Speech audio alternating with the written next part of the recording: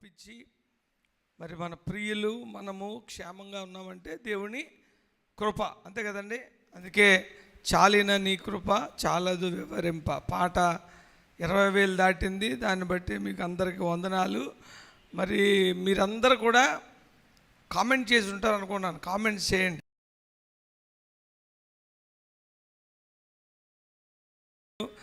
అది ఓపెన్ చేసినప్పుడు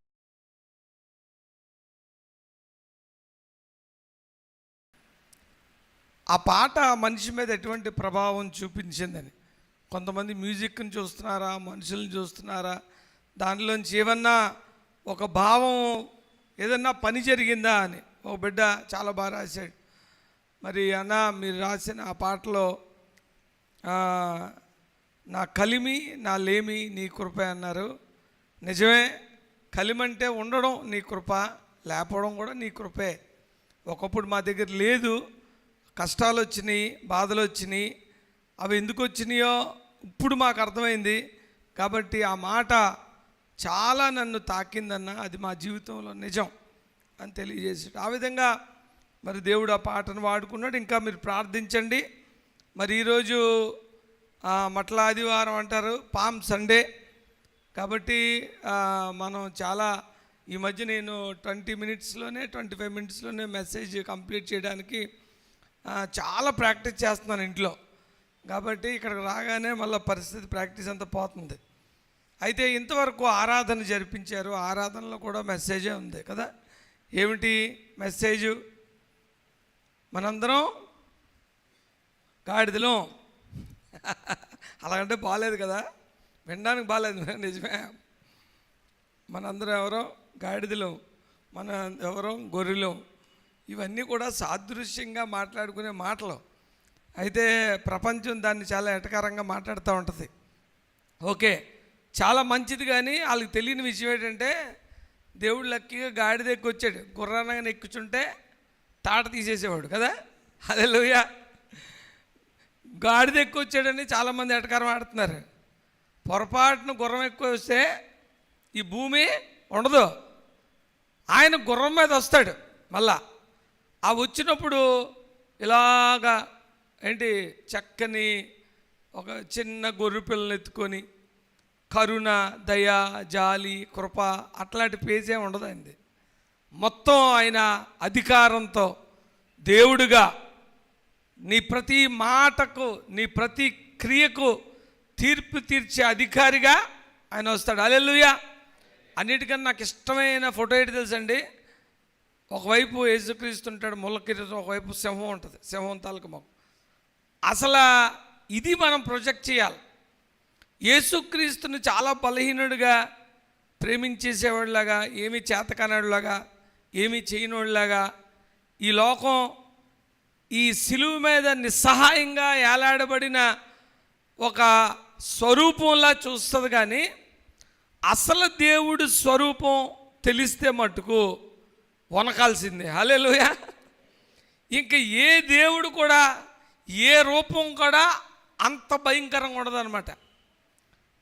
మన దేవుడికి ఇష్టమైన స్మెల్ ఏంటి తెలుసండి? ఏంటి అంటే ఇప్పుడు ఆయన ఎలాంటోడో తెలుసుకోవాలంటే, ఇప్పుడైతే బుజ్జిగా కనిపిస్తున్నాడు, చక్కగా నీ దగ్గరికి వచ్చి ఇలాగా ఆదరిస్తున్నట్టు, నేను కౌగులించేసుకుంటున్నట్టు, నీ వెనకాతలే నడిచేస్తున్నట్టు ఉంటుంది. కానీ ఆయన ఎంత ఫెరోషియస్ గాడో, ఆయనకి ఇష్టమైన వాసన ఏంటి తెలుసా? మనలాగా పార్క్ అవెన్యూ పెర్ఫ్యూమ్ కాదు. రక్తం కాలుతుంటే ఆ కాలుతున్న రక్తములోంచి వచ్చిన ఆ స్మెల్ ఆయనకు సువాసనట. మరి ఆయన ఎలాంటి చూసుకోండి. మామూలు దేవుడు కాదు. పాత నిబంధనలోకి వెళ్తే మీకు అర్థమవుతుంది. ఓకే, ఏదైనా ఈరోజు పండగ కారణం ఏంటంటే, యేసుక్రీస్తు ప్రభు ఎక్కడికి వచ్చాడండి చెప్పాలి అందరూ. ఈరోజు మరి తెలిసిన మాటలే కదా, హోసన్నా అనే పాటలు ఈ సినిమాలో కూడా ఎట్టేస్తున్నారు. మధ్య హోసన్నా అని కదా, పేరు బాగుందని ఎట్టేస్తున్నారు అంతే. హోసాన్నా అంటున్నారు, అది పెద్ద స్టైలు. హోసన్నా అంటే సేవస్ అంటే ఏంటండి చెప్దామా? ఏంటి సేవస్, హోసన్నా అని పిలిచారు. అయితే ఈ మట్ల ఆదివారము కానీ ఈస్టర్ కానీ గుడ్ ఫ్రైడే కానీ బైబిల్లో లేవు, చేయమని అనలేదు, మనం పెట్టుకున్నాం. 4వ శతాబ్దంలో ఈ మట్ల ఆదివారాన్ని ఆచరించడం అనేది మొదలైందనమాట. ఈ మట్ల ఆదివారము తాలూకా వాక్య భాగాలు బైబిల్లో మీరందరూ కూడా దేవుని బిడ్డలు బాగా వాక్య పఠనం చేస్తున్నారు ఈ మధ్య. మరి 40 రోజుల వాక్య ధ్యానాల్లో కూడా చక్కని మాటలు, పరిణితి కలిగిన మాటలు బిడ్డలు చాలా చక్కగా వాడబడుతున్నారు. అది సహజం, ఎందుకంటే నెక్స్ట్ జనరేషన్ అంతా మళ్ళీ మీరు మాట్లాడాలి కాబట్టి ఈ 40 డేస్లో కూడా బిడ్డలు మాట్లాడుతున్న వాళ్ళందరినీ కూడా దేవుడు దీవిస్తాడు. కాకపోతే మాట్లాడినప్పుడే కాకుండా మామూలుగా కూడా ప్రార్థనకు రావాలి కదండి. స్పీకర్ అనుకోండి మాట్లాడడానికే వస్తాడు, కానీ మాట్లాడిన వాళ్ళందరూ కూడా ప్రతిరోజు రావడానికి, అవకాశం ఉన్నప్పుడు రావడానికి ప్రయత్నించాలి. అయితే ఈ మట్టల ఆదివారము తాలూకా వాక్య భాగము మత్తయి సువార్త 21వ అధ్యాయంలో ఉంది, అలాగే మార్కు సువార్త 11లో ఉంది, లూకా సువార్త 19లో ఉంది, యోహాను సువార్త 12వ అధ్యాయంలో ఉంది. అంటే ఈ 4 ఈ సువార్తల్లో కూడా ఈ మట్టల ఆదివారం తాలూకా ఘట్టము ఉంది. అయితే ఈ మట్టల ఆదివారము తాలూకా ఘట్టాన్ని మనం చాలా జాగ్రత్తగా నిశితంగా పరిశీలిస్తే, ఎందుకు పరిశీలించాలంటే బైబిలు జ్ఞానమే కాకుండా కొంత మనం నేర్చుకోవడానికి కూడా దాన్ని పరీక్షించి తెలుసుకొని దానిలో సత్యాన్ని మనం గ్రహించి దేవుణ్ణి స్తుతించి మన జీవితాలు బాగు చేసుకోవాలి. హల్లెలూయా. ఇంత కదండి కారణం. అంతేగాని మనం ఎవరికో ఏదో చెప్పాలని కాదు, కానీ మన జీవితాల్లో ఆ వాక్యము తాలూకా జీవాన్ని నింపుకోవాలన్నమాట.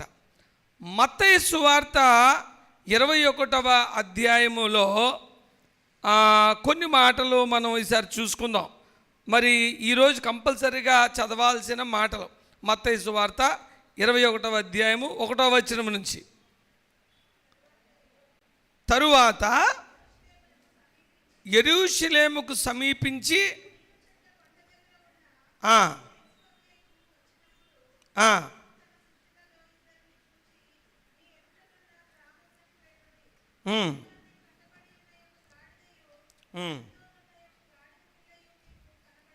అవును. ఏమైనను అనిన ఎడల అవి ప్రభువునకు కావలసి ఉన్నవని చెప్పవలెను. అందరికీ తెలిసిన విషయమే అండి. నేను పారాయణం అంటారు సరే, పారాయణం అంటే తెలిసిన విషయాలనే మళ్ళా పారాయణం చేయడం, మళ్ళీ చెప్పడం. అయితే ఈ మట్టల ఆదివారం అనే ఈ పండగ మనకు ఎందుకు వచ్చిందంటే, యేసు ప్రభు యెరూషలేము సమీపించినప్పుడు ఒలీవల చెట్ల కొండ దగ్గరున్న బెత్సగేకునకు వచ్చినప్పుడు యేసు తన శిష్యులతో, అంటే చిన్న గ్రామాల దగ్గర యెరూషలేము ముందు ఉన్నాడు ఆయన చెప్పాడు, అబ్బాయిలు మీరు గ్రామంలోకి వెళ్ళి కట్టబడిన గాడిదని నా దగ్గర తీసుకొని రండి, ఓ చోట గాడిద పిల్లని కూడా తీసుకొని రండి అని శిష్యులకు చెప్పాడు. దానితో గాడిద పిల్ల మీకు కనబడును, వాటిని విప్పి నా యొద్దకు తీసుకురండి. ఎవడైనాను మీతో ఏమైనా అనేలా ఏమనాలి, ఇది మీ ప్రభువునకు కావాలి అని చెప్పాలి.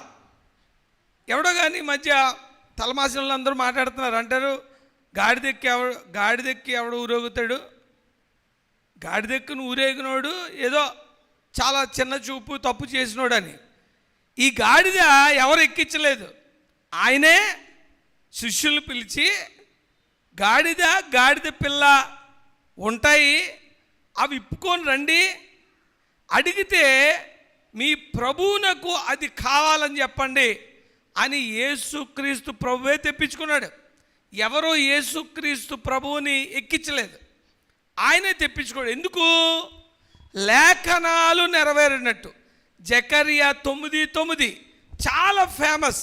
ఆ వాక్యములు పలికిన మాటలు నెరవేరునట్లు ఇదిగో నీ రాజు సాత్వికుడై గాడిదను భారవాహక పశువు పిల్ల అయిన చిన్న గాడిదను ఎక్కి నీ వద్దకు వచ్చుచున్నాడు, సియోను కుమారితో చెప్పుడి అనే ఒక సమాధానకరమైన ఒక గుర్తుగా ఆయన గాడిదను ఎక్కాడు. దేని గుర్తుగా ఎక్కాడు? సమాధానంగా వస్తున్నాను నేను గుర్రం ఎక్కితే ఇంకోలా ఉంటుంది, నేను గాడిదెక్కి సమాధానంగా సమాధానం చెప్పడానికి నేను నా జీవితము మీ అందరికీ అర్పణగా పెట్టడానికి, సమాధాన బలిగా అర్పించబడ్డానికి నేను రాజుని సమాధానంగా వస్తున్నాను. కాబట్టి సియోను కుమార్తెతో చెప్పుడి అనే వాక్య నెరవేర్పు కోసము యేసుక్రీస్తు ప్రభువు గాడిద పిల్లనికి యెరూషలేములోకి ప్రవేశించాడు. చూడండి, ఈ ప్రపంచం అంతా దేవుణ్ణి తప్పుగా అర్థం చేసుకుంది కదండి. దేవుణ్ణి తప్పుగా అర్థం చేసుకుంది. ఈ దేవుణ్ణి ఎంత తప్పుగా అర్థం చేసుకుందంటే, ప్రపంచం అంతా కూడా దేవుడు అనగానే చాలా ఉగ్ర రూపుడై ఉండాలా, చాలా బలవంతుడై ఉండాలి, ఈ లోకంలో ఉన్న కష్టాలన్నీ తీర్చేయాలా, ఆయన ఒక సూపర్ మ్యాన్ లాగా ఈ లోకం దేవుణ్ణి చూపించింది.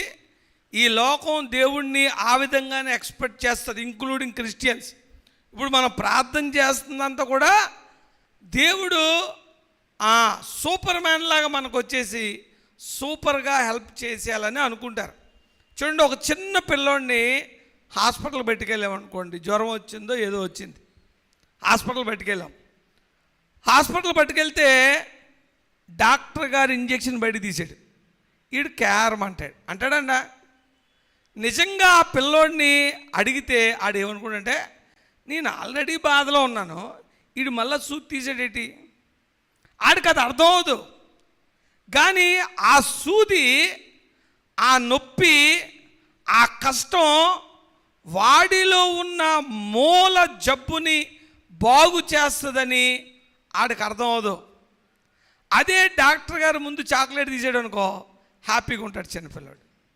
నాకు అనిపిస్తుంది లోకమంతా కూడా దేవుణ్ణి చాలా తప్పుగా ఆలోచిస్తుంది. ఈ లోకంలో పాపం అనే జబ్బు ఉంటే ఏమనుకుంటుందంటే, దేవుడు వచ్చి చాక్లెట్ ఇవ్వాలనుకుంటుంది. చాక్లెట్ ఇవ్వడండి, ఇంజెక్షన్ ఇస్తాడు. A physician's knife has cruel kindness అని ఇంగ్లీష్లో ఒక మాట ఉంది.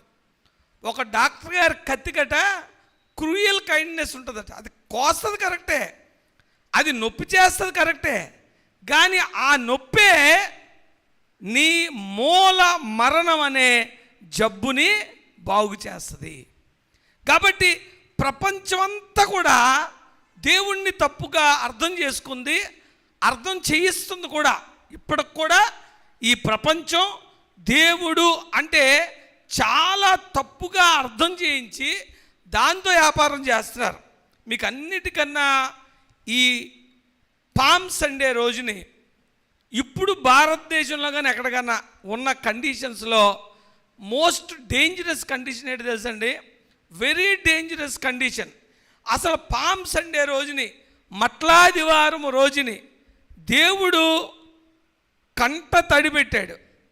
దేవుడు ఇవన్నీ కట్టారు కదా, ఇవన్నీ కట్టిన ఆయన జైహో అన్నప్పుడు, హోసన్న అన్నప్పుడు, అందరూ బట్టలు వేసినప్పుడు ఎప్పుడు కూడా ఒక్క క్షణం కూడా దాని గురించి ఆయన ఎంజాయ్ చేయలేదు, దాన్ని రిలీజ్ చేయలేదు. ఆయన చాలా బాధగా ఉన్నాడు. ఆయన యెరూషలేమును చూచి కంటతడి పెట్టుకున్నాడు. అదేంటిది? సన్మానం చేస్తుంటే, చక్కగా రాజు అని పిలుస్తుంటే ఆయన కంటతడి ఎందుకు పెట్టుకున్నాడంటే, వాళ్ళు ఆయన్ని పిలుస్తున్నారు కానీ వారు ఆయనను అర్థం చేసుకోవట్లేదు. ఏం చేసుకోవట్లేదు? అర్థం చేసుకోవట్లేదు. దీనికి ముఖ్య కారణం ఏంటి తెలుసండి? ఈ ప్రపంచంలో, ముఖ్యంగా భారతదేశంలో ఈ క్షణంలో నడుస్తుంది ఒకటే, అది మెయిన్ రీజన్ ఏంటంటే ఆ సమయంలో ప్రజలందరూ బాగానే ఉన్నారు. ప్రజలు అంటున్నారు, దేవుని పేరట వచ్చేవాడు స్తుతింపబడునుగాక అంటున్నారు. ప్రజలు దానికి ముందే యేసుక్రీస్తు ఏం చేశాడంటే లాజరును లేపాడు. కాబట్టి వాళ్ళందరికీ ఈయన ఒక గాడ్లీ పర్సన్, ఈయన ఏదో అని చిన్న డౌట్ వచ్చింది. కానీ ఈయనలో దేవుడు పనిచేస్తున్నాడు, ఈయన దేవుని నామం పట్టుకొనే వచ్చాడు అని నమ్మకం ఉంది. కానీ ప్రజలందరూ దేవుణ్ణి పూజించడానికి వస్తున్నారు, కానీ ఇద్దరు మట్టుకు చాలా వ్యసన పడుతున్నారు. వాళ్ళెవరంటే మొదటిది మతం, రెండవది అధికారం. హల్లెలూయా. ఈ మతము ప్లస్ అధికారం ఈ రెండు ఎప్పుడు కలుస్తాయో that is the deadliest combination.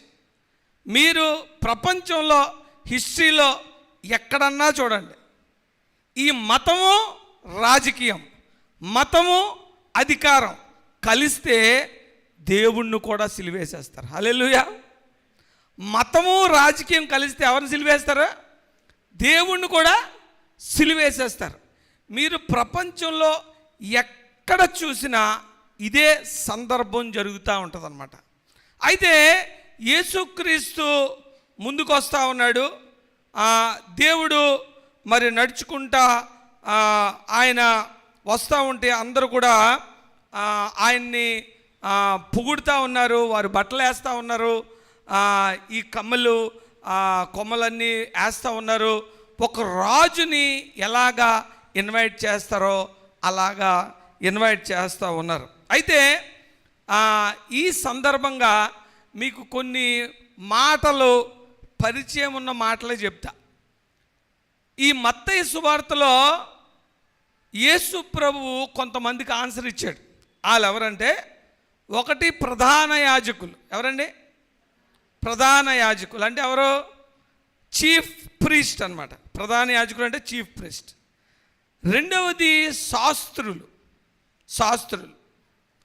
మూడవది పరిసయ్యులు.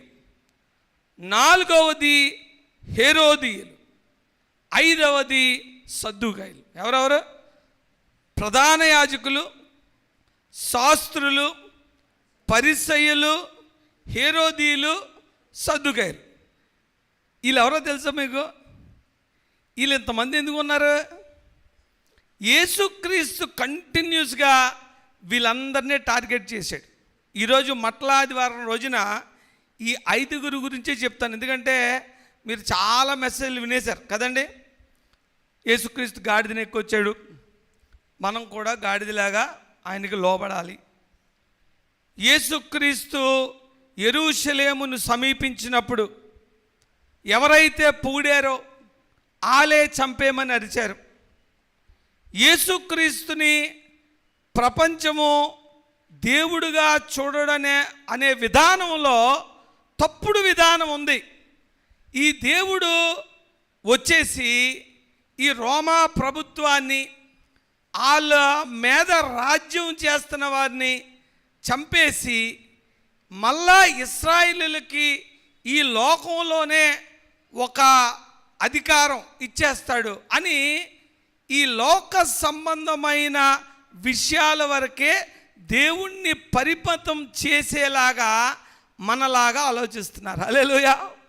మనందరం ఎంతవరకు ఆలోచిస్తామండి? దేవుణ్ణి ఈ లోక సంబంధమైన విషయాలు సరిచేసే వరకే. ఆయన ఎవరంటే ఆయన ఒక సూపర్ మ్యాన్. ఆయన ఎవరంటే ఒక దాన్ని ఇలా రాస్తే దెయ్యం వస్తుంది కదా, ఏంటండి అది? దీపం. అల్లావుద్దీన్ అద్భుత దీపం. ఎవరో? దేవుడు. ప్రపంచానికి అల్లావుద్దీన్ అద్భుత దీపమే దేవుడు. కానీ దేవుడికి ఏం తెలుసు తెలుసా? ఈ పిల్లోడికి ఏదో జ్వరం వచ్చింది, ఆ జ్వరానికి ఒక సూది మందు వేయాలి అని దేవుడికి తెలుసు. కాబట్టి దేవుడు ఏం చేయాలో చేస్తున్నాడు.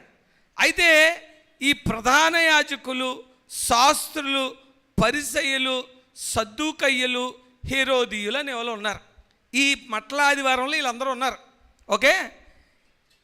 ప్రధాన యాజకుడు ఎవరంటే ఆయన చీఫ్ ప్రీస్ట్ అన్నమాట. దాని తర్వాత శాస్త్రులు అనేవారు ఉన్నారు.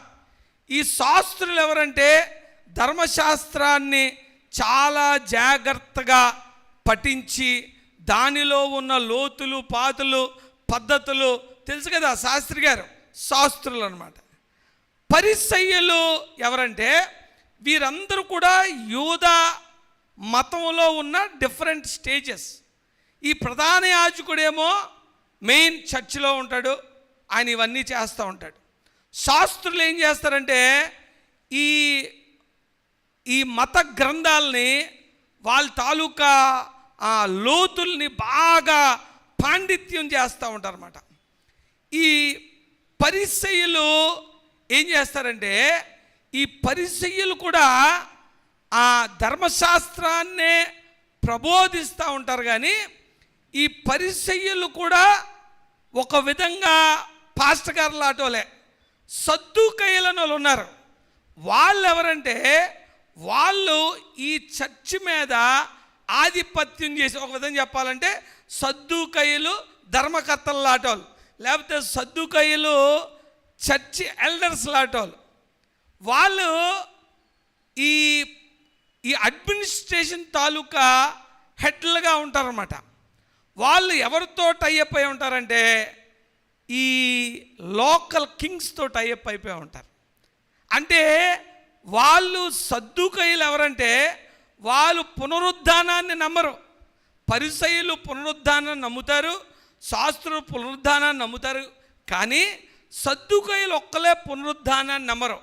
ఈ సద్దూకయ్యులు పరిసయ్యులు శాస్త్రులు ప్రధాన యాజకులు అందరూ కూడా యూదా మతములో డిఫరెంట్ లెవెల్స్లో ఉన్నవాళ్ళన్నమాట. ఓ విధంగా చెప్పాలంటే ఒకరు పాస్టర్ అయితే, ఒకరు ప్రీచర్ అయితే, ఒకడు సువార్థికుడైతే ఎలాగో అలాగా యూదా మతంలో ఉన్నవారు అన్నమాట. ఈ హెరోదియలంటే ఎవరంటే ఆ కాలము నాటి పొలిటికల్ రిప్రజెంటేటివ్స్. ఎవరు? Political representatives.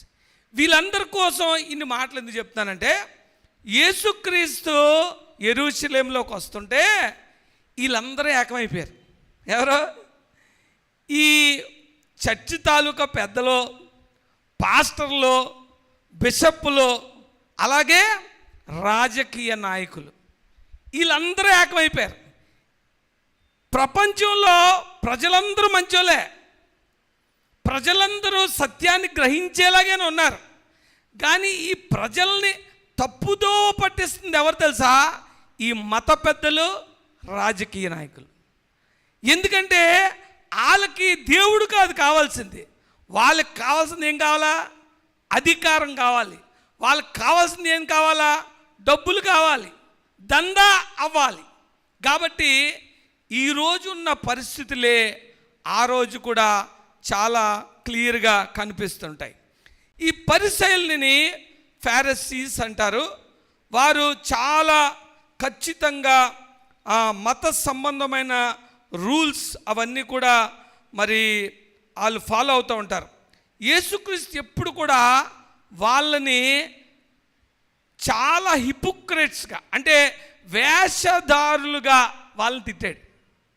యేసుక్రీస్తు వీళ్ళందరినీ అటాక్ చేశాడు. యెరూషలేంలోకి రాగానే యేసుక్రీస్తు వీళ్ళందరి తాలూకా ఆ తప్పులు పాపాలు ఎలాగ మనుషుల్ని మభ్యపెడుతున్నారో వాళ్ళందరికీ కూడా యేసుక్రీస్తు ఆన్సర్ ఇచ్చినట్టు తెలుస్తుంది. మత్తయి సువార్త 21వ అధ్యాయము 15-16 వచనాల్లో ఒక్కసారి కాగా ప్రధాన యాజకులను శాస్త్రులను ఆయన చేసిన వింతలను దావీదు కుమారునికి జయము అని దేవాలయములో కేకలు వేయుచున్న చిన్న పిల్లలను చూచి కోపముతో మండిపడి వీరు చెప్పుచున్నది వినుచున్నావా అని ఆయనను అడిగిరి. అందుకు యేసు వినుచున్నాను, బాలుర యొక్కయు చంటి పిల్లల యొక్కయు నోట స్తోత్రము సిద్ధింపచేసితివి అను మాట మీరెన్నడూ చదవలేదా అని వారితో చెప్పి వారిని విడిచి పట్టణము నుండి బయలుదేరి బేతనియాకు వెళ్ళి అక్కడ బస చేసెను. చాలండి.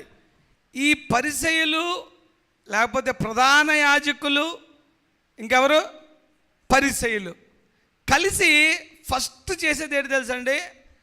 దేవుని ఆరాధన మందిరములో జరుగుతుంటే ఆ ఆరాధనకు అడ్డుగా ఉండేది ఎవరు? వీళ్ళిద్దరే. యేసుక్రీస్తు రావడమే మందిరంలోకి వెళ్ళిపోయి ఆ మందిరములో జరుగుతున్న ఇబ్బందులన్నిటి విషయంలో కోప్పడి, ఈయన మందిరము ప్రార్థనా మందిరం కదా, దీన్ని వ్యాపార గుహలా చేసేసారేంటి, ఇది మీరు ఏమనుకుంటున్నారు అని మందిరాన్ని సరిచేయడానికి ఆయన చూశాడు. చూడండి, మట్లాదివారం రోజునే యేసుక్రీస్తు బయలుదేరడమే మొట్టమొదటిగా ఆయన వాక్య నెరవేర్పు కోసం బయలుదేరాడు. ఆ గాడిదని ఎందుకు ఎక్కాడు? వాక్య నెరవేర్పు కోసం. ఆ గాడిద మీద ఎందుకు వచ్చాడు?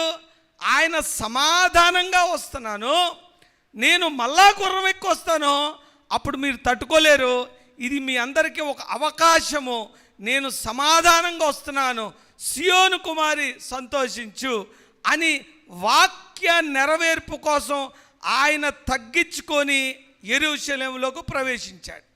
ప్రవేశించగానే ఆయన మందిరంలోకి వెళ్ళి ఆయన మందిరాన్ని సరిచేయడానికి ప్రయత్నించినప్పుడు ఈ పెద్ద పెద్దోళ్ళు, ఈ థియాలజిస్టులు, ఈ పెద్ద పెద్ద ప్రవక్తలు, పెద్ద పెద్ద పాస్టర్ గారులు, దాని తర్వాత ప్రధాన యాజకులు, వీళ్ళందరూ కూడా చూడలేనిది బాలురు చూస్తున్నారు. ఈ బాలురు అంటారు, ఏమని దేవుణ్ణి పొగుడుతున్నారు? ఏమని అడుగుతున్నారు దేవుణ్ణి? దావీదు కుమారునికి జయమని దేవాలయములో కేకలు వేయుచున్న చిన్న పిల్లలను చూచి వీళ్ళు కోప్పడ్డారు. ఏమండి, చిన్నపిల్లలు ఎంత కల్మషం లేకుండా ప్రైజ్ చేస్తారు కదండి. అంటే మందిరములో ఏ ట్రూ వర్షిప్ ని అడ్డుకున్నది ఎవరు? ఈ పరిసయ్యులు, శాస్త్రులు, ప్రధాన యాజకులు. ఇక్కడ చూడండి, యేసుక్రీస్తు ప్రభువు మొదట వాక్య నెరవేర్పు కోసం బయలుదేరాడు. రెండవదిగా ఆయన మందిరాన్ని సెట్ చేద్దాం అనుకున్నాడు. ఇమ్మీడియట్గా ఈ మతమే అడ్డొచ్చింది. నిజంగా దేవుణ్ణి నువ్వు ప్రేమిస్తే, నిజంగా దేవుణ్ణి నువ్వు అవలంబిస్తే, నిష్కల్మషమైన ఆరాధన జరుగుతున్నప్పుడు అటాక్ బయట నుంచి రాదు, లోపల నుంచే వస్తుంది. కాబట్టి వీళ్ళు అంటారు, ఏంటి వాళ్ళు ఏం మాట్లాడుతున్నారు, నువ్వు వాళ్ళని అడ్డుకోవా అంటే మళ్ళా యేసయ్య వాక్య నెరవేర్పు నుంచే ఆన్సర్ చెప్పాడు.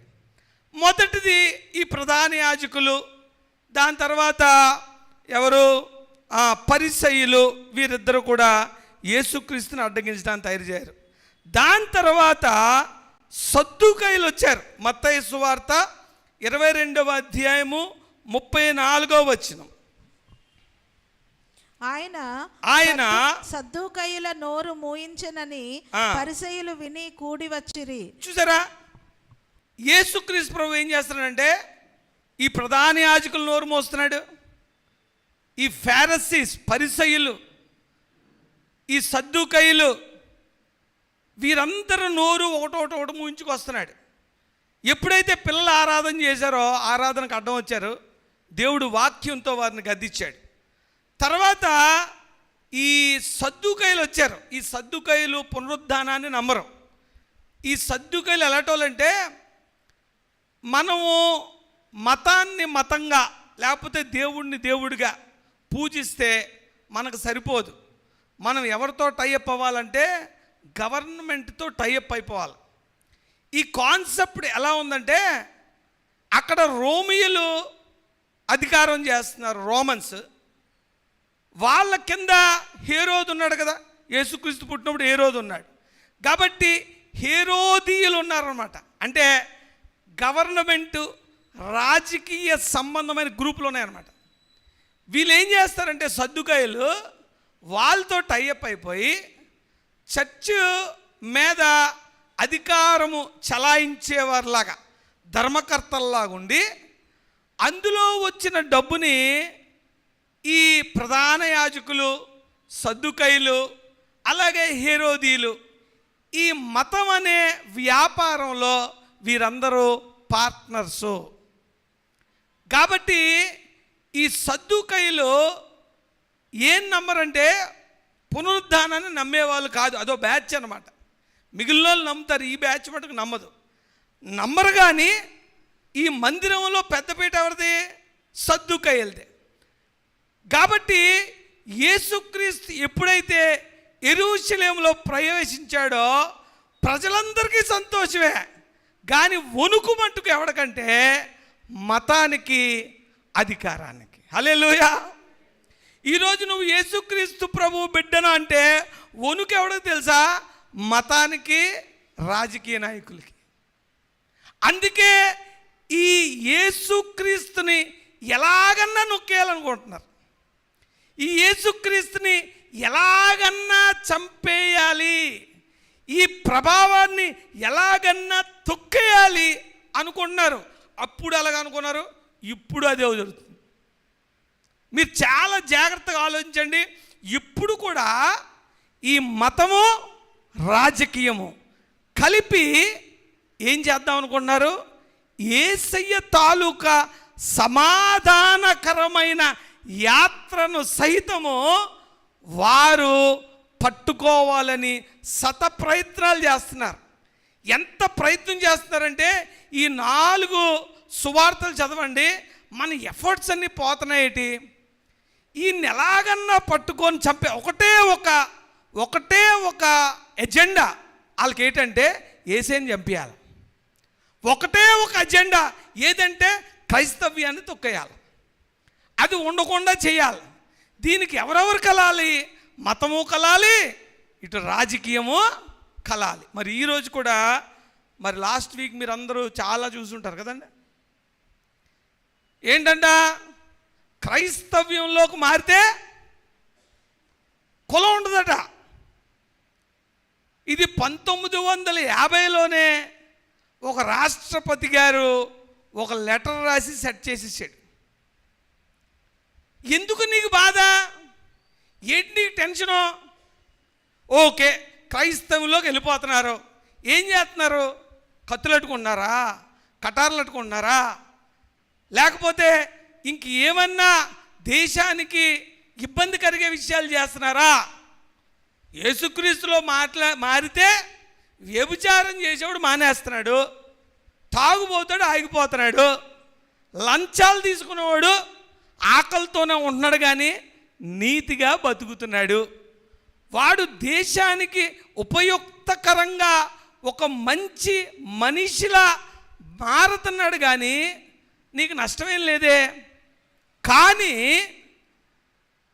ఎక్కడైతే ఎక్కువ మంది ఈ క్రైస్తవ్యంలోకి వెళ్ళిపోతారో అని ఈ మతము, రాజకీయము కలిపి ఒక స్కెచ్ చేసింది. అదేంటంటే నువ్వు క్రైస్తవ్యంలోకి వెళ్ళిపోతే నీకు కులం ఉండదు కాబట్టి నీకు ఈ బెనిఫిట్లన్నీ తీసేస్తాము.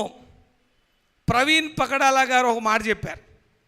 ఈ క్రైస్తవ్యాన్ని చాలామంది ఏమంటారంటే రైస్ బ్యాగ్ అని ఎద్దేవా చేస్తుంటారు. అంటే ఈ క్రైస్తవులు ఈ రైస్ బ్యాగు ఏదో ప్రలోభం చూపించి వీళ్ళు మతం మార్చేసుకుంటున్నారు అని ఎద్దేవా చేస్తుంటారు క్రైస్తవులు. కానీ అసలు భయం ఎవరికి తెలుసండి? ఈ మతానికి, రాజకీయ నాయకులకి భయం ఉంది. ఏం భయం అంటే ఈ 4 సువార్తలు చదవండి. ఆ రాజకీయ నాయకులు, ఈ మత పెద్దలు కలిపి అంటారు ఈ లోకమంతా ఈయన వెనకాల వెళ్ళిపోతుంది అంటారు. అన్నారా? ఈ రిఫరెన్స్లన్నీ తీయడానికి సమయం లేదు. కానీ మీరు ఈ మట్టలాదివారపు ఘట్టాలు మత్తయి, మార్కు, లూకా, యోహాను చదవండి. అందులో వారు మాట్లాడుకునే మాటలు ఏంటంటే ఈ లోకమంతా ఆయన వెనకాల వెళ్ళిపోతుంది, ప్రపంచం అంతా క్రైస్తవుల్లో మారిపోతున్నారు. కాబట్టి దీన్ని ఎలాగన్నా ఆపేయాలి. కాబట్టి ఎవరు ఎక్కువ మంది మారుతున్నారు?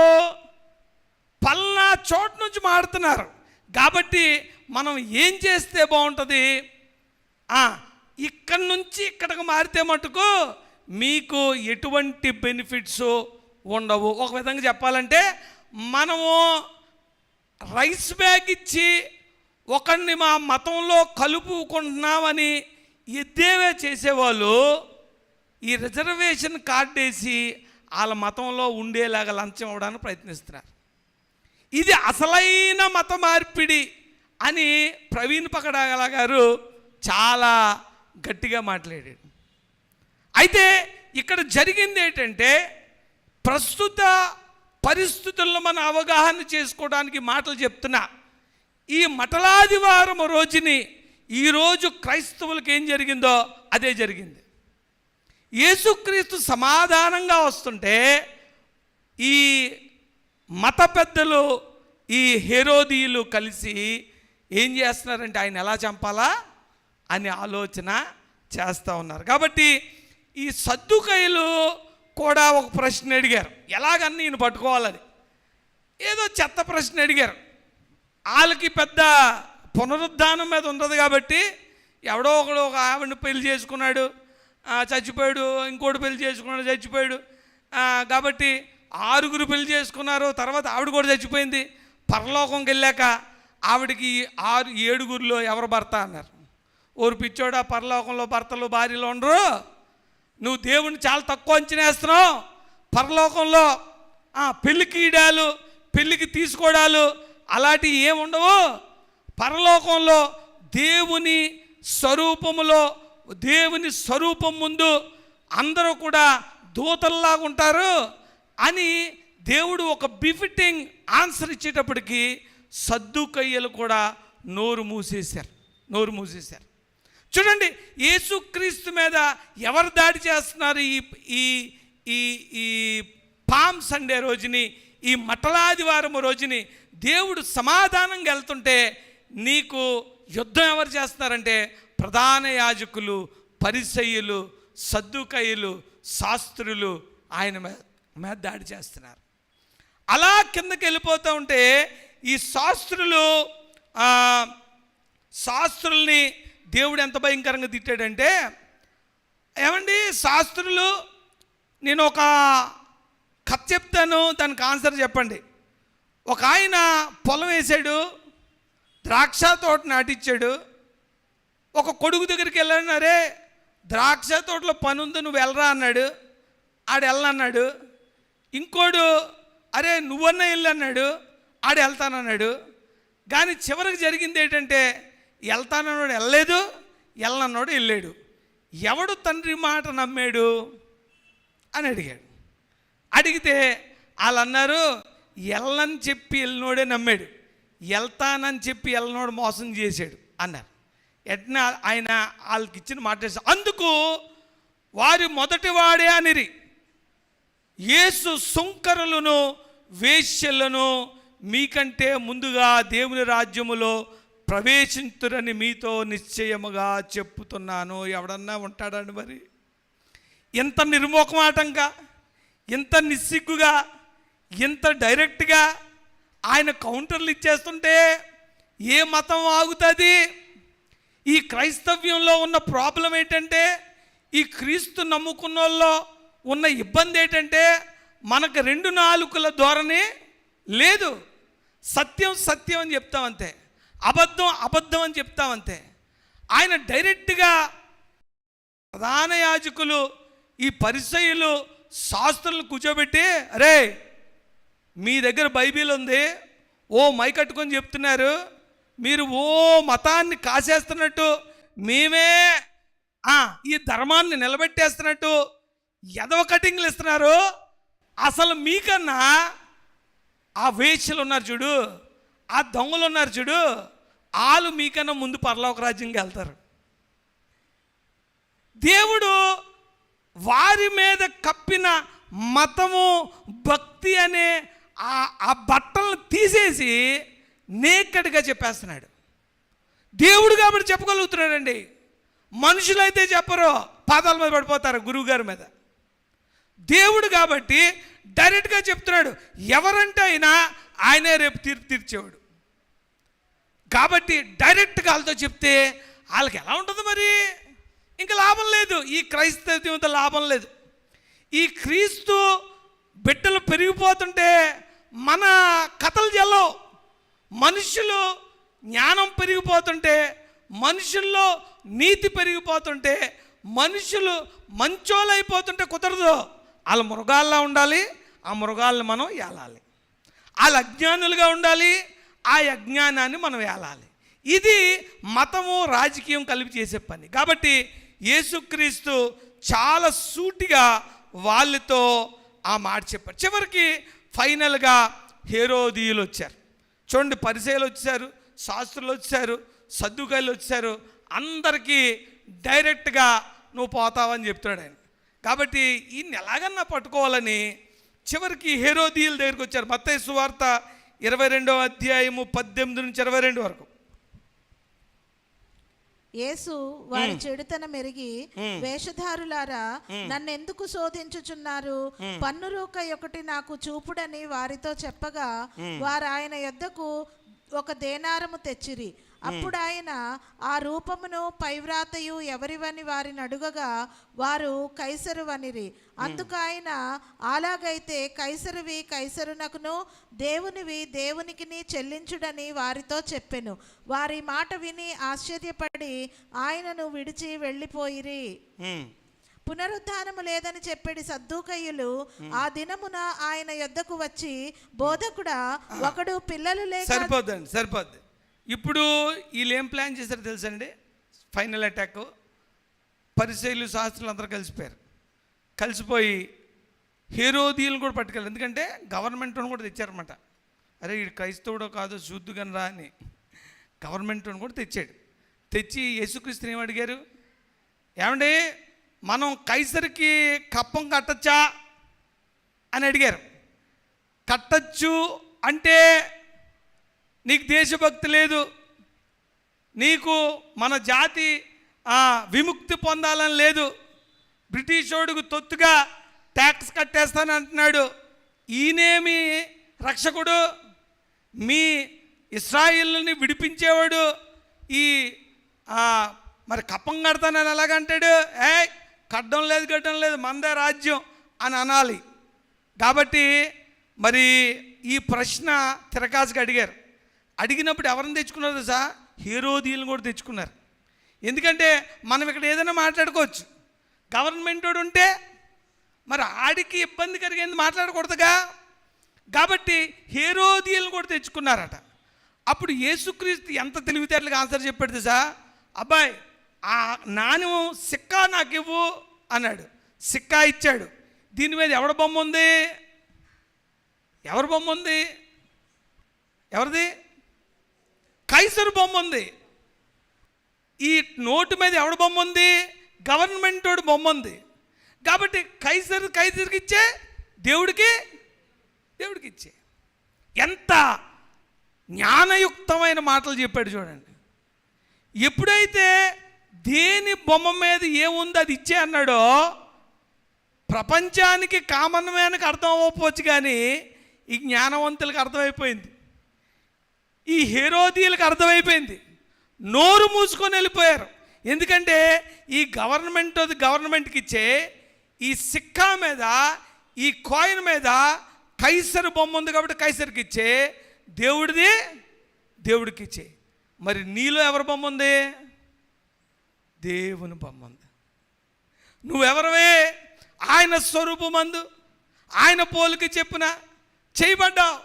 దేవుడు ఎంత జ్ఞానయుక్తంగా కైసరికి ఇచ్చే, దేవుడికి ఇచ్చే. నిన్ను నువ్వు ఇచ్చుకో దేవుడికి, కైసరికి ఇచ్చే. దెబ్బకి ఈ పరిసయ్యులు, శాస్త్రులు, సద్దుకయ్యులు, హేరోదీయులు, దాని తర్వాత ఈ ఫారిసీస్ అందరూ కూడా ఈ ఈ ఈ పండగ రోజుని, ఈ దాన్ని ఏమంటారు, ఈ పామ్ సండే రోజుని యేసుక్రీస్తు మీద అటాక్ చేశారు.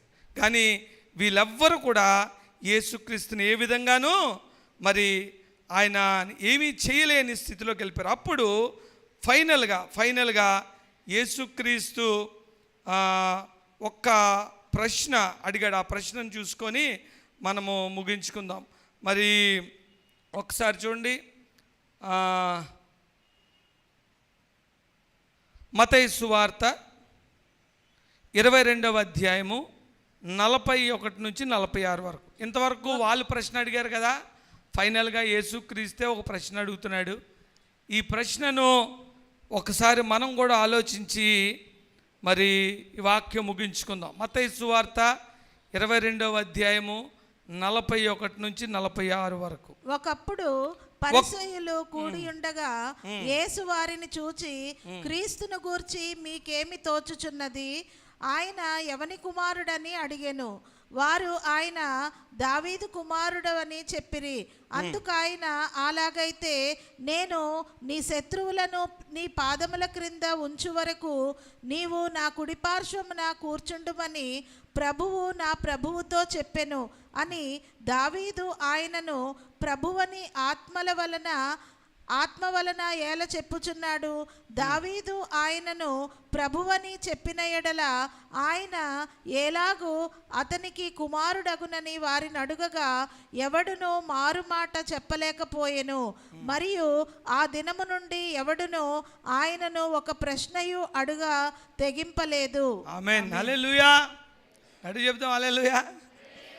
ఏమండి, ఈ 4 సువార్తల్లో నుంచి అంటే చాలా మంచి మెసేజ్లు ఉన్నాయి, చాలా మంచి విషయాలు ఉన్నాయి, మనకి ఇంట్రెస్టింగ్గా ఉండే విషయాలు ఉన్నాయి. కానీ మీరందరూ కూడా పరిణితి చెందిన క్రైస్తవులు కాబట్టి ఈ మాటలు తెలియజేస్తున్నా. చాలా పామ్ సండే మెసేజెస్ ఉన్నాయి, మన జీవితాలకు అప్లై చేసుకోవాల్సినవి చాలా ఉన్నాయి. కానీ ఇప్పుడు మనం బ్రతుకుతున్న కండిషన్లో ఈ జ్ఞానం కలిగి ఉండాలా. ఏ జ్ఞానం అంటే, యేసు ప్రభువు నామము ధరించుకున్న నిన్ను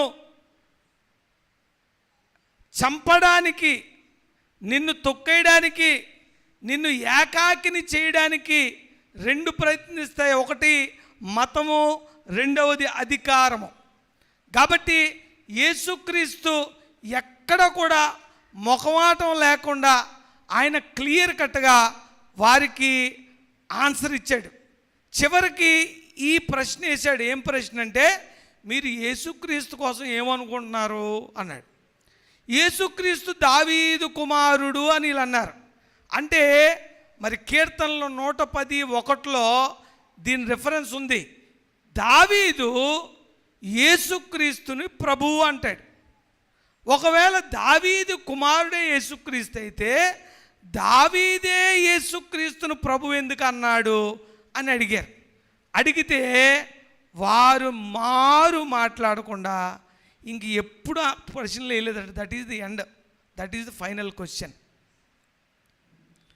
చివరికి ఈ పామ్ సండే రోజుని, మట్లాదివారం రోజుని యేసుక్రీస్తు యెరూషలేము ప్రయాణము మొదలుపెట్టిన దగ్గర నుంచి ఈ చివరి ప్రశ్న అంతమయ్యే వరకు ఏం జరిగిందంటే, ప్రపంచమంతా మనుషులంతా దేవుణ్ణి దేవుడిగా స్వీకరిస్తున్నారు. కానీ ఆ దేవుడి నుంచి ఈ మనుషులందరినీ తప్పుదోవ పట్టించడానికి చాలా ప్రయత్నాలు, కుటిల యత్నాలు, స్కాములు, నాటకాలు, డ్యాన్సులు ఎవరు చేస్తున్నారంటే ప్రధాన యాజకులు, పరిసయ్యులు, శాస్త్రులు, సద్దూకయ్యులు, హేరోదీయులు.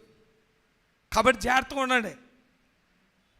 ఈ సోషల్ మీడియాలో ఇటు ఈ మతం గురించి మాట్లాడే వాళ్ళది వినొద్దు, ఇటు రాజకీయ రంగు పులుముకున్న ఈ అధికార కాంక్ష ఉన్న వాళ్ళు కూడా మాట్లాడద్దు. వారు దేవుణ్ణి పూజించేవారు కాదు, దేవుణ్ణి వాడుకునేవారు. దేవుణ్ణి వేడుకునేవాడు భక్తుడైతే దేవుణ్ణి వాడుకునేవాడు రాజకీయ నాయకుడట. కాబట్టి ఈ మటలాదివారం రోజుని దేవుడు ఏం చెప్తున్నాడంటే, మీరు చక్కగా నన్ను వెల్కమ్ చేశారు, దేవుణ్ణి దేవుడిగా చూడడానికి ప్రయత్నిస్తున్నారు. కానీ ఈ ప్రయత్నాన్ని అడ్డుకట్టబట్టడానికి సైతాను ఈ మతాన్ని, అధికారాన్ని వాడుకుంటుంది. కానీ ఈ మటలాదివారం రోజునే 3 రోజులు కాకుండానే అదే ప్రజలు ఏ ప్రజలైతే హోసన్నా దేవుని పేరట వచ్చేవాడికి జయము నువ్వు క్రీస్తు అన్నారో 3 రోజుల్లోనే వారు ఈయన సిలువ వేయండి అని అరిచారు.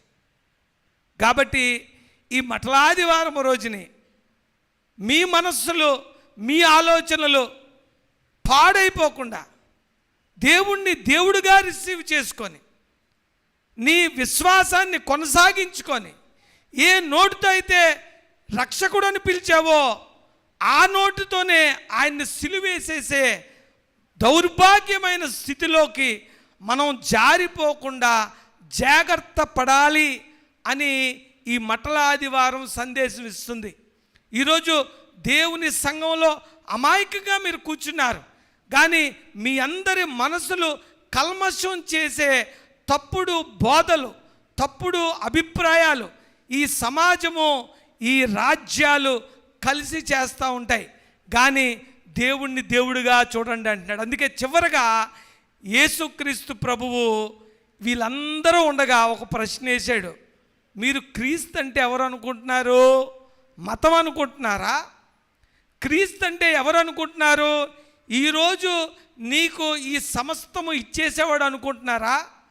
క్రీస్తు అసలు ఎందుకు వచ్చాడో గ్రహించలేని స్థితిలో మీరున్నారా?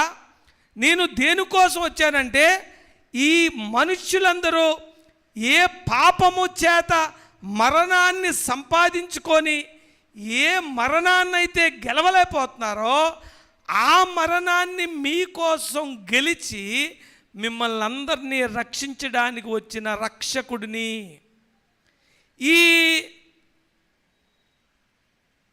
ఈ హెరోదీయులు కానీ, ఈ మతం కానీ, లేకపోతే యెరూషలేం వారు కానీ ఎవరి కోసం చూస్తున్నారంటే ఒక వారియర్ కోసం చూస్తున్నారు.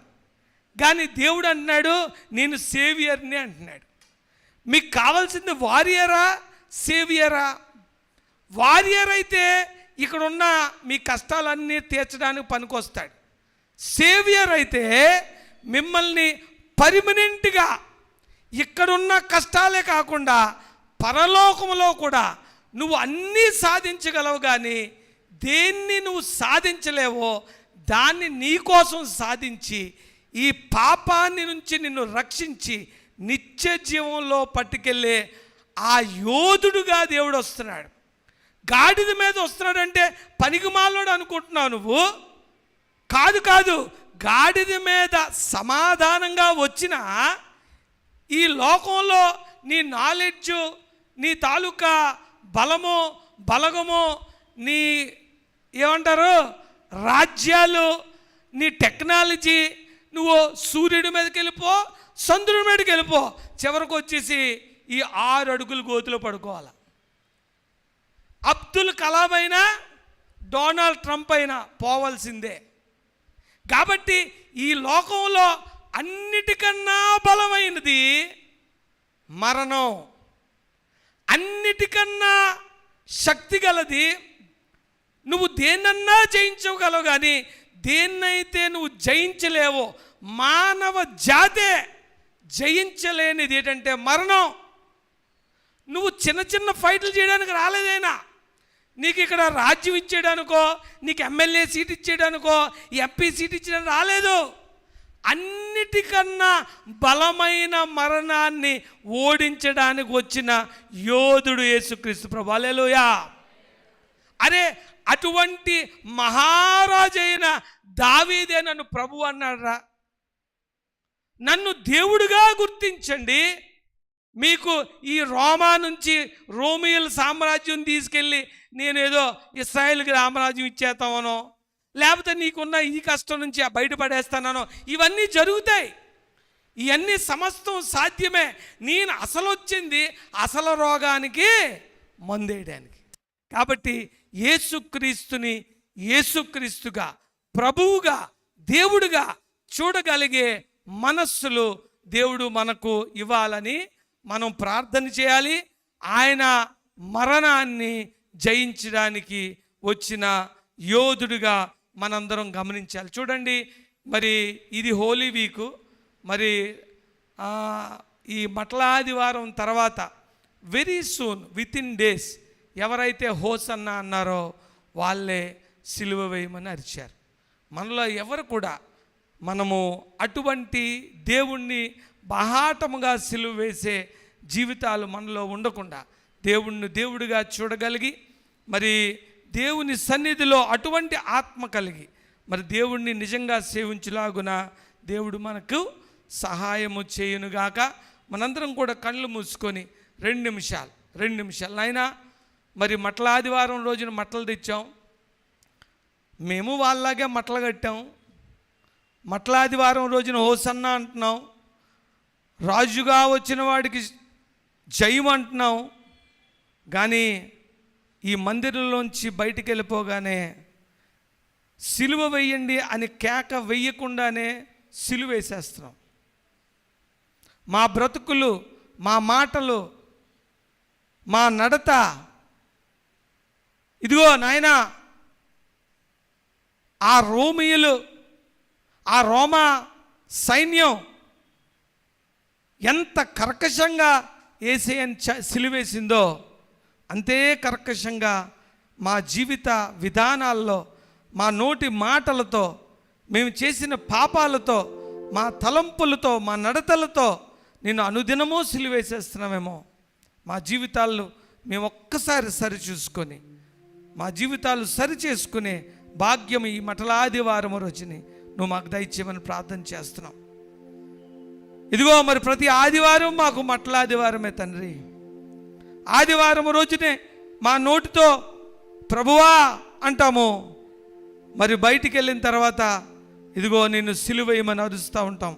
ఇది మా జీవితం ఆయన. అటువంటి జీవితం నుంచి మేము బయటకు వచ్చి యేసయ్య ఒక సూటి ప్రశ్న అడిగాడు, క్రీస్తు అంటే ఎవరు అనుకుంటున్నావు?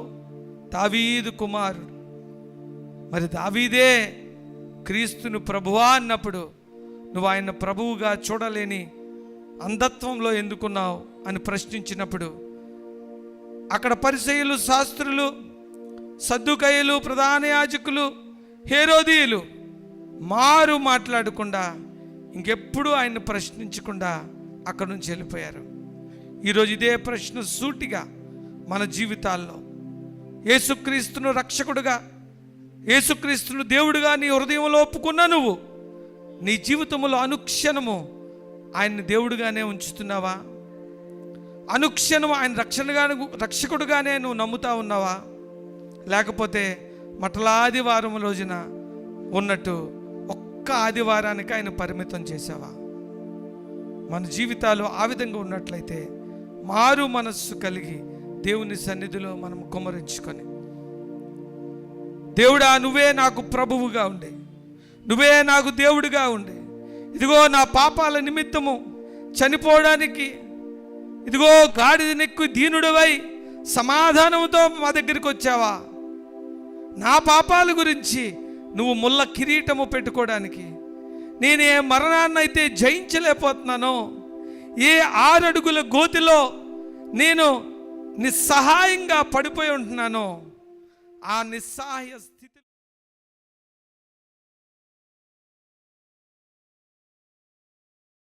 బదులుగా నువ్వు మరణించి ఈ మరణపు ముళ్ళు గెలడానికి ఇదిగో నువ్వు వస్తున్నావా అని నీ హృదయంలో ఆయన నామాన్ని ఒప్పుకొని, ఆయన రక్షకుడిగా ఒప్పుకొని, ఆయన పునరుద్ధాన శక్తిని నమ్మి ఇదిగో దేవుణ్ణి దేవుడిగా చూడగలిగి, దేవుణ్ణి దేవుడిగా నీ జీవితంలో ఇదిగో నిలుపుకోగలిగే స్థితిని మాకు దయచేయండి తండ్రి. ముందు ఆయన నీతిని, ఆయన రాజ్యాన్ని ఎతికితే మా సమస్త అవసరతలు తీర్చగలిగే సమర్థుడైన దేవుడు, మరణాన్ని గెలిచిన దేవుడు, నీకోసం మరణాన్ని సైతం అనుభవించడానికి ఇష్టపడిన దేవుడు, ఈ లోకంలో నీ చిన్న అవసరతలు తీర్చడానికి ఆయన ఇష్టపడడా అని విశ్వసించి నమ్మి ఆయనతో ముందుకెళ్ళడానికి మనందరం కూడా ప్రయత్నిద్దాం. ప్రభువా నాయన, ఈ మాటలు వారి హృదయంలో పెట్టుకొని ప్రతి ఆదివారం మాకు మటలాదివారమే, ఆదివారం రోజున హోసన్నా అంటున్నాం, బయటికి వెళ్ళి సిలువ ఏమని అరుస్తూ ఉన్నాం. ఈ ద్వంద్వ వైఖరిని, ఈ ద్వంద్వ బుద్ధిని నాయన సమూలంగా నీ ఆత్మ ద్వారా నాశనము చేసి నీ రాజ్య వారసులుగా మమ్మల్ని నిలవబెట్టమని మా ప్రభువు రక్షకుడిని యేసు నామములో అతి వినయంగా అడిగి వేడుకొంచున్నాము తండ్రి, ఆమేన్. దయచేసి